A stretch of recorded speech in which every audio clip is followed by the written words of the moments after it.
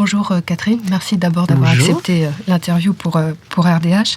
Et puis disons, depuis ton avant-dernier album, tu t'es révélé, disons, pour le grand public. Alors est-ce que le déclic s'est fait au niveau du public ou c'est le moment où toi tu te sentais prête, c'était le bon moment? Oh, je vais te dire, c'est un peu tout ça. Je me suis révélée et réveillée à un moment où j'ai trouvé mon équilibre. Et tu sais, les gens le sentent.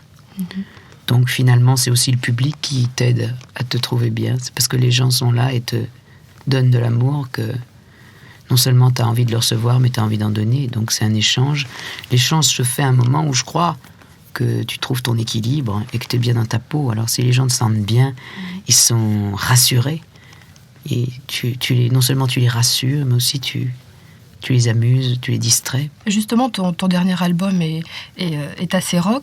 Est-ce que tu as travaillé avec une nouvelle équipe, avec des gens nouveaux, travaillé de façon différente? J'ai travaillé avec une parolière qui est quelqu'un de nouveau pour moi, qui s'appelle Elisabeth Anaïs. C'est la première fois que tu travailles avec elle? C'est la première fois que je travaille avec elle, donc je travaille avec une femme, parce que j'ai chanté des pensées d'hommes pendant 10 ans. Et là, j'ai rencontré Elisabeth parce qu'elle avait quelque chose à dire d'important et que j'attendais de trouver une femme qui ait l'énergie qui te correspondait qui me corresponde, quoi. Est-ce que toi, des fois, t'as pas envie de t'exprimer, de faire les paroles de temps en temps? Ça m'est arrivé 2-3 fois, mais non. Je dis, j'aime ça. Quand ça va venir, ça viendra tout seul. Je n'ai pas envie de me forcer à rester devant une feuille blanche comme ça, attendre que ça vienne. Et tu as un prochain album en perspective? Non, pas du tout pour l'instant. Pas pour l'instant. Et un live, est-ce que tu as l'intention de sortir? On fait le live là, en même temps. Donc il sortira après l'Olympia. Oui. Je pense que c'est quelque chose qui va être très très attendu. Oui, c'est un très beau cadeau. J'espère. C'est juste le but de l'histoire. C'est de faire des concerts et de faire passer pendant 2 heures une fête, quoi. D'oublier un petit peu tout ce qui se passe autour. Donc c'était vraiment la rencontre. Et justement, quand on parle de scène, je crois que c'est quelque chose qui te tient beaucoup à cœur. Alors quand on te voit sur scène, justement, c'est bourré de pêche, d'énergie. Alors d'où ça vient toute cette énergie? C'est un besoin vital? C'est vraiment l'envie de s'éclater sur scène? C'est un besoin vital, c'est ma nature, c'est comme ça que je suis. Je veux dire, c'est ma profonde nature. Si pendant 10 ans de recherche, j'ai subi, en fait, quand je fais le point, 15 ans d'influence de musique classique et d'une éducation bourgeoise, j'ai retrouvé ma nature profonde quand j'étais petite fille, où j'étais plutôt voyou, je jouais sur la place avec les mômes, je partais avec des copains en pétoire, avec les blousons noirs, et mon père me cherchait tout le temps partout, j'étais tout le temps en fuite, ça c'était ma nature, j'étais une fille rock, ça veut dire de la rue, quoi, pour moi. Rock, ça veut dire ça. Et j'ai subi l'influence familiale et d'une éducation musicale jusqu'au moment où je retrouve mon autonomie, comme je l'ai chanté cette fois-ci. Donc c'est un petit peu en réaction à ton éducation? C'est pas en réaction, c'est pas une réaction, c'est ma nature profonde qui est comme ça. C'est que je suis une fille énergique, que j'ai besoin d'énergie, que si j'ai envie d'aimer ou de dire quelque chose, je peux pas le faire mollement, il faut que je le fasse énergiquement. Ma nature est énergique. Est-ce que tu as fait sur ton dernier album, ça correspond à une envie du moment? C'est une voie que tu as envie de continuer à explorer? Est-ce que tu as envie de continuer à faire du rock? Parce qu'on sait que tu as fait beaucoup de choses. Tu as des basses classiques, tu as fait aussi des disques folk. Alors le rock, est-ce que c'est une voie que tu as choisie ou c'est simplement pour le moment? Oh, c'est une voie que j'ai choisie pour un certain temps. Parce que rock, ça ne veut pas dire grand-chose non plus. Rock, dans mon disque, il y a aussi Gatsby, Les genoux écorchés, Fatal, L'homme blanc, on ne peut pas dire que ce soit du rock ou... Disons que je suis dans une période dynamique et énergique et que j'ai certainement encore quelques temps à déployer tout ça. Justement, tu te définis comme... je crois que c'est toi qui as donné la définition comme quelqu'un qui fait du rockmantique. Oui, c'était un petit jeu de mots. C'est un jeu de mots qui veut dire que quelque part, je suis rock, c'est sûr, mais que j'ai pas perdu mon romantisme pour autant. Mélange un petit peu des deux. Alors on va parler quand même de ce spectacle à l'Olympia. Je crois que c'est quelque chose de très important pour toi. C'est important, c'est très important. C'est du 6 mars au 11 mars. Voilà, on ne va pas oublier les dates. C'est un grand rendez-vous à prendre. Oui, et puis je veux dire aussi que le 6 mars, d'abord, c'est Mardi Gras. qu'il est certain que j'attends que les gens viennent soit déguisés, soit avec des strass, soit mais qu'on fasse quelque chose. C'est une soirée pour les gens. Je fais pas de première comme ça avec le tout Paris, le tout pourri. Ils vont venir un autre jour. Le mardi, c'est pour mon premier soir. Je veux qu'il y ait mon public et puis qu'on se poile, qu'on s'amuse, qu'on fasse une fête, qu'on se déguise. C'est Mardi Gras, faut en profiter. Alors faites ce que vous voulez. Vous pouvez vous déguiser en, je ne sais pas, en Mickey ou le rendez-vous est pris sans problème. Et le message sera passé. Lors de ton précédent spectacle, l'Olympia, tu avais fait quelque chose d'assez original. Tu étais passé avec en ouverture un orchestre de chambre. Oui. Alors, est-ce que tu as prévu des choses un petit peu nouvelles, comme ça, un spectacle à thème, quelque chose ? Non, pas du tout. Je n'ai pas ça du tout. Cette fois-ci, par contre, j'ai demandé à un architecte de me faire un décor, qui est très simple, mais qui est quand même un décor. J'ai un récital à faire. Il n'y a pas d'autre chose que moi, je m'excuse, mais j'ai pas d'orchestre de chambre, pas de tout ça. Je l'ai fait une fois, on ne fait pas des choses 10 fois. Il y a de la musique, et puis il y a des univers. J'ai fait appel à un homme de théâtre, qui est le plus grand technicien et éclairagiste français, qui s'appelle Alain Poisson, qui est l'éclairagiste de Savary, Magic Circus. Donc c'est un homme de théâtre. Il a travaillé avec des gens de scène aussi, avec Genesis, je crois bien. Donc c'est un homme de théâtre extraordinaire, et ça c'est mon nouvel élément. Et puis j'ai une sono extrêmement sophistiquée aussi pour offrir aux gens non seulement la patate, mais quand même quelque chose d'audible. Et comment tu prépares tes spectacles ? C'est une préparation très, très minutieuse ? Oui, très minutieuse. Ou il y a quand même une petite part le jour du spectacle, selon la salle ou au feeling Il y a toujours ça, heureusement. Je veux dire, il faut être prêt 200%, et puis après il y a la magie. Ça c'est chaque soir me dit ce qui se passe. Et est-ce que toi, personnellement, tu te prépares d'une telle façon en faisant, je sais pas, du yoga ou du jogging ou quelque chose comme ça ? Je suis plus près du yoga que du jogging, mais... Parce qu'il y a certains artistes qui disent que un spectacle, c'est un petit peu comme un combat, c'est-à-dire qu'il faut gagner le public, il faut gagner contre soi-même aussi. Je n'ai pas de loi ni de doctrine. Ça dépend des jours. Il y a des soirs où j'ai envie de déconner pendant 2 heures avant de chanter, où il faut que je pense à rien, il faut que je dise n'importe quoi, que je fasse n'importe quoi. Et il y a des soirs où j'ai besoin d'être dans ma loge toute seule, de me faire mes inhalations, de me détendre, de faire plus ou moins de la méditation, je vis instinctivement, quoi. Je veux dire, je me donne pas une discipline. Par contre, je ne bois pas du tout et je ne fume pas du tout. Donc, je suis clean totalement, et ça me semble très important pour faire ce que je fais. J'ai déjà donné, j'ai plus envie. Il y a 6 ans maintenant que j'ai pas bu une goutte d'alcool et que je fume pas une cigarette. C'est bien, c'est important. Pour les gens qui te connaissent, qui t'aiment bien, qui achètent tes disques et qui vont voir tes spectacles, finalement on ne te connaît pas très bien en dehors de la scène. Je suis sûre qu'ils aimeraient connaître un petit peu, je sais pas, tes passions, qu'est-ce que tu écoutes toi comme musique, si tu as des coups de foudre en ce moment. Moi j'écoute beaucoup Mozart, parce que je suis une grande amoureuse de Mozart. J'écoute Toto, j'écoute Culture Club, j'écoute Jonas, j'écoute tellement de choses. J'écoute des chants ukrainiens aussi, parce que j'aime certains folklores. Et j'ai découvert aussi des chants bulgares fabuleux. Et il y a aussi... j'écoute Randy Newman, j'écoute Johnny Mitchell. Je crois qu'un artiste a besoin d'écouter beaucoup de choses pour se tenir, pas seulement pour se tenir au courant, mais... C'est jamais pour ça, en tous les cas, en ce qui me concerne. C'est pas du tout une question ni de mode, ni de se tenir au courant, parce que il y a des moments où je m'en fous, j'écoute pas de musique du tout. Mais quand j'écoute la musique, j'ai envie d'écouter des choses qui me plaisent. Je les écoute parce que je les aime, pas forcément les derniers disques, des vieux des fois. J'écoute des fois des vieux Elton, de l'époque de Paul Buckmaster, où il y a Your Song, où il y a...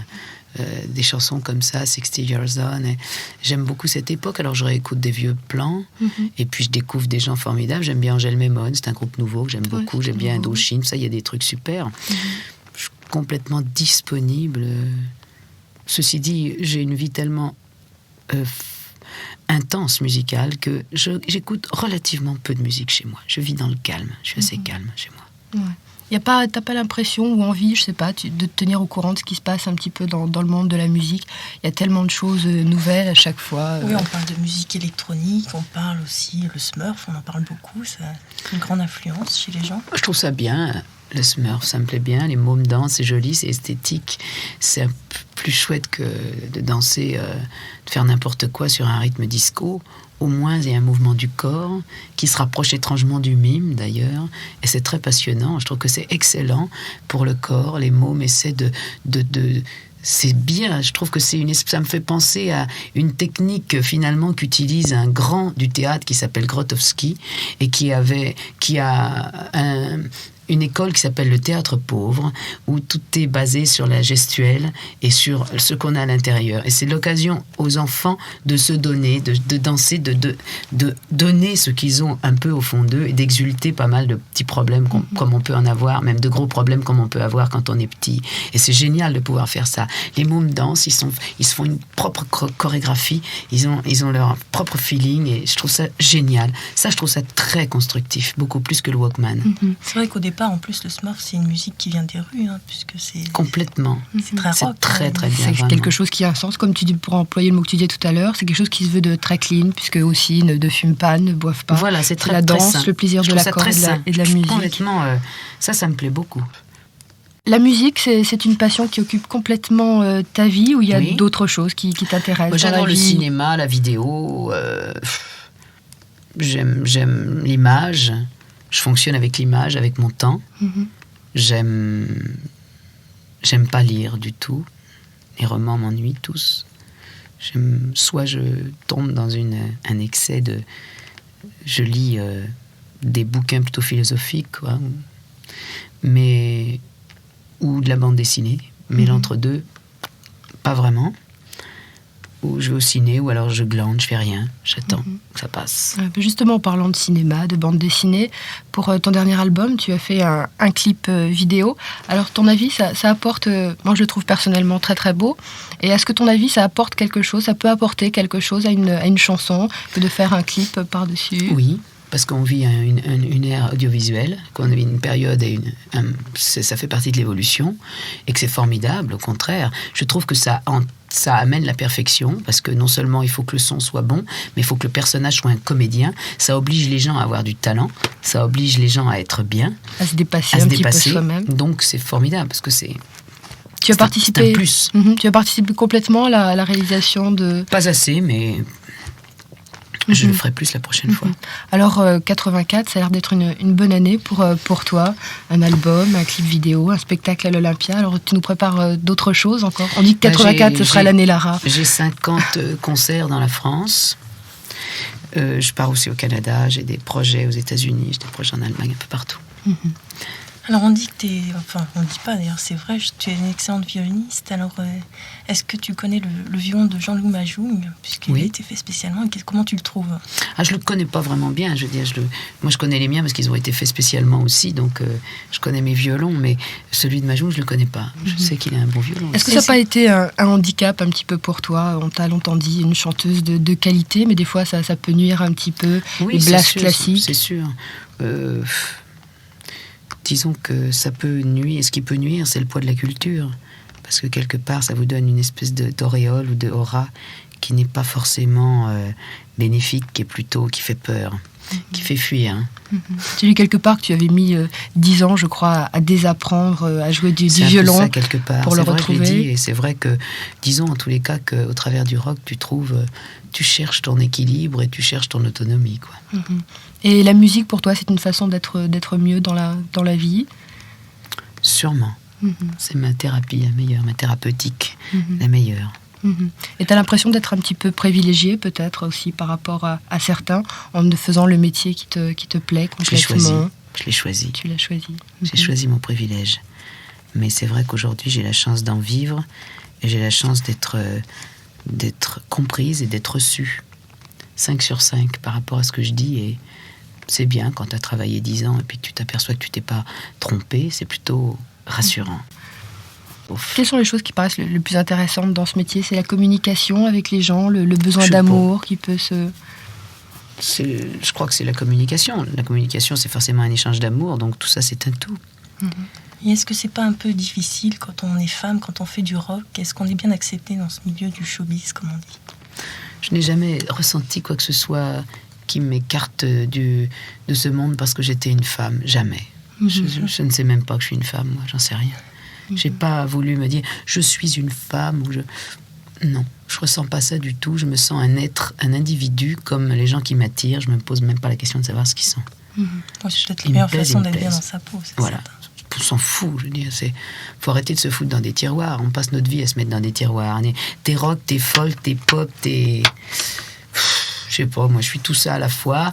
Il y a un côté homme en moi, il y a un côté femme en moi. Il y a des jours c'est plus l'un, des jours c'est plus l'autre. Je me laisse balancer par mes instincts et ma vie et mes fantasmes. C'est comme ça qu'il faut essayer de vivre. Enfin, c'est comme ça que moi, en tous les cas, j'arrive à vivre. Est-ce que tu t'intéresses aussi un petit peu à ce qui se passe en dehors de ton métier, dans le monde? Bon, tu as fait une chanson, par exemple, à propos de l'attentat de la rue des Rosiers. Oui, foutons-nous la paix. Bien sûr, enfin, je suis marquée par des choses très importantes. Je dis que mon propos est poétique et pas politique. Mais bien sûr que quand il m'arrive des coups de poing dans la gueule, je peux pas faire celle qui les a pas reçus. Donc, il y a des moments où j'ai besoin de sortir des trucs, mais c'est assez rare. Je veux dire, très très peu. Je préfère vraiment la poésie. C'est-à-dire le monde, ce qui se passe à l'extérieur. La poésie de tous les jours, quoi. J'ai là la poésie. Disons que la politique nous envahit un petit peu malgré nous. C'est vrai qu'on peut avoir peur quand on voit un petit peu tout ce qui se passe dans le monde. Oui, mais je crois qu'il y en a assez, justement. C'est en plus, nous, on fait de la politique, alors merde, où est-ce qu'on va? La musique, c'est quand même un propos poétique. Ça le restera toujours. Hein. C'est très important. Et c'est la meilleure des politiques. Et est-ce que la musique, c'est un moyen d'expression, hein, Ah oui. Il n'y a pas mieux même. Mais est-ce que tu n'as pas besoin de trouver autre chose, un autre moyen d'expression? Est-ce que ça te suffit pleinement? Oh oui, complètement. Je n'ai pas vraiment besoin d'autre chose. Déjà, il est difficile d'aller au bout d'une entreprise comme celle-là. Quand on a flirté avec la musique, c'est difficile de s'en séparer. En plus, je suppose que c'est une passion chez toi. Donc... Ah oui, comme tu dis. Oui, alors donc tu as des projets, tu as cette tournée après le spectacle à l'Olympia. Oui. Une tournée qui va être un peu le même spectacle, donc pour les gens qui n'auront pas eu l'occasion de voir le spectacle à l'Olympia, qui habitent la province, ils auront l'occasion de voir la même chose que ce que tu auras fait à Paris. La même chose, je ne donne ni plus ni moins aux Parisiens qu'aux Toulousains. C'est pour cette raison que j'ai fait faire des décors qui se trimballent, et que je vais faire le même spectacle à Toulouse qu'à l'Olympia, et ça j'y tiens. C'est pas parce que je suis à Paris qu'il faut que les Parisiens aient droit à une section de cuivre et qu'à Toulouse on leur dit oh ben non, on va vous amener 3-4 musiciens. Pas du tout. J'ai autant de respect et je me fais la même joie d'aller chanter à Toulouse qu'à l'Olympia. Je suis très ému de faire l'Olympia, c'est super, mais c'est pas non plus, c'est pas plus le Pérou que d'aller chanter au théâtre de Bordeaux. C'est pareil pour moi. J'ai la même envie d'aller chanter à Bordeaux qu'à l'Olympia. Est-ce que tu es quelqu'un qui vit l'instant présent ou qui pense aussi un petit peu à l'avenir, qui fait des plans de carrière? J'ai l'instant futur, moi, dans le genre. C'est original. C'est-à-dire, avoir quand même peut-être un plan de carrière, des choses que tu as envie de faire plus tard, une ligne de conduite que tu t'es donnée, par exemple. Est-ce que tu penses, par exemple, à ta fin de carrière? Non, du tout. Tu sais, je vis heure par heure quelque part. Je ne sais pas du tout de quoi demain sera fait. Je suis tellement quelqu'un de à la fois cyclotimique, versatile et changeant d'avis. J'ai aucune idée de ce que sera demain, je ne sais pas. Je veux dire, mes projets sont à très court terme. D'abord parce que j'aime pas faire des projets, c'est chiant, j'adore l'aventure. J'adore les choses qui arrivent à la dernière seconde. J'ai horreur des soirées où on s'envoie des Bristol 8 jours avant et puis le 8e, on se dit merde, j'ai pas envie d'y aller ce soir. J'ai mieux appeler à 2 heures avant, qu'est-ce que tu fais? On dîne ensemble, ok, au moins t'as envie de le faire. C'est pas que t'aies plus envie de voir les gens, mais bien souvent quand on s'invite longtemps à l'avance, il s'est passé trop de choses entre-temps. On n'a plus la même concordance le jour arrivé. Tu comprends, à moins d'un miracle. Donc, c'est formidable de pouvoir vivre au jour le jour. Et j'ai choisi de vivre comme ça. C'est à la fois très fatigant parce que très déséquilibrant, mais en même temps, c'est la liberté. Et justement, c'est pas un petit peu difficile quelquefois de mener une vie comme ça? Je veux dire, c'est peut-être pas toujours une vie complètement équilibrée. À partir d'un certain moment, il y a des gens qui se plaignent d'un trop de védétariat pour quelqu'un de fragile. Ça peut nuire des fois quelque part dans la tête de quelqu'un. Peut pas avoir les épaules assez larges pour supporter tout ça. Est-ce que c'est pas des choses qui te font peur? Du tout, non. Non, tu te sens capable d'assumer, de faire face à tout ça complètement? Je ne sais pas, je ne connais pas jusqu'où va ma force et ma faiblesse. Si je dois avoir cette faiblesse, elle viendra.